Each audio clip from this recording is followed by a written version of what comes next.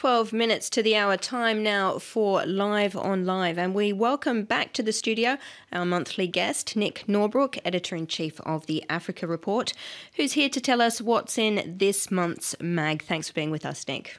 Lovely to be here. Now, we'll be chatting about fears of an Islamic revolution in Nigeria, Ghana's mining crisis as well. But first, let's talk about the Congo River, or the majestic river, as the headline in one of your feature articles tells us. Now, it's the second largest river in the world, hugely important for Africa. This month's Frontline story profiles some of the hubs along the river which tell the story of colonialism and the Congo's music origins. Many of these ports have seen better days, and a reason for their decline is that the government has failed to exploit the river for economic gain. And one of its greatest potential uses is as a producer of electricity, but a grand hydropower project at the Inga Falls has stalled. What's holding it up? Well, it has stalled repeatedly. The project itself was sort of dreamt up in the 50s, I think, and then various iterations were put in place. And for a while, it was a real pride for the country. For the last 30 years, it's slowly fallen more and more into disrepair, more and more turbines not working, and various plans which, either the African Development Bank have co-sponsored with the World Bank, or private mining companies have suggested to do big or small versions of this large dam across the Congo River have always founded on, I suppose it's the lack of a state, to put it bluntly. There are so many factions within factions in Congo right now that they have not managed to get it together. There was a very strong South African attempt. South Africa's obviously got its own power crisis, and they desperately need power, and it would be relatively cheap power, this installation. But yet again, the infighting and the various commercial interests have scuppered that deal. Okay, now I want to talk about movement along the Congo River. The Civil War had a devastating impact on transport, and the movement of goods was blocked for some period. It's never really picked up since the end of the Civil War in 2002. Even though it's been 15 years, how deeply is this sort of collapse of the movement of people and of goods along the river being felt by the ports and the towns and cities along the river? Well, I guess there was a period when various cities along the river were better integrated. So, if you were a trader in one town, you could buy stuff from the local countryside and go a few hundred kilometers downstream and sell it, and then, bring goods back up to the first city. And it helped various zones, next to the river, start to make a bit more money and bring them further into the formal economy. And as you say, since the war, that's fragmented and a lot of places which were relatively bustling places have become these sleepy backwaters, and it's very difficult to get stuff in and out. And there are boats going up and down, and and money is being made. But at the same time, along with the collapse of the state, has come the absence of the state paying any of their, police or any of these security services, who naturally start preying on the population, and everyone has to pay a bribe to get anything, even the smallest thing done, to the point where big businessmen are even starting up their own mini ports to sell, relatively clean services, just as a way of isolating themselves from the predatory state.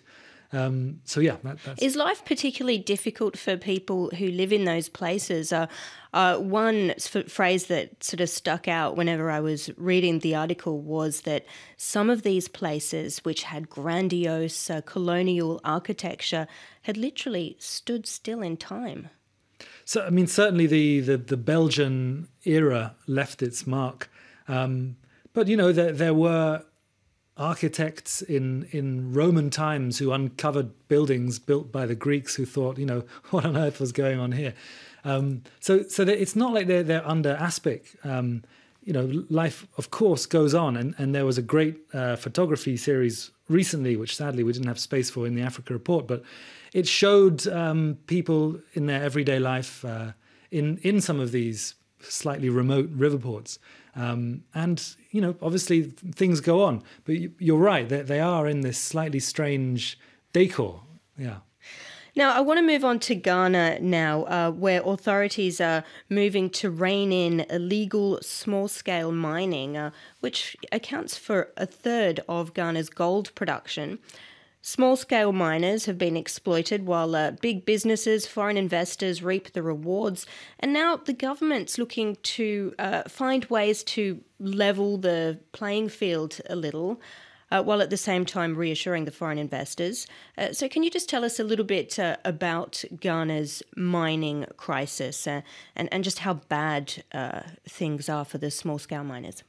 So, and they call it galamsey, these informal miners who aren't part of any, they're not part of a big multinational firm, and they haven't got licenses for where they're digging, and,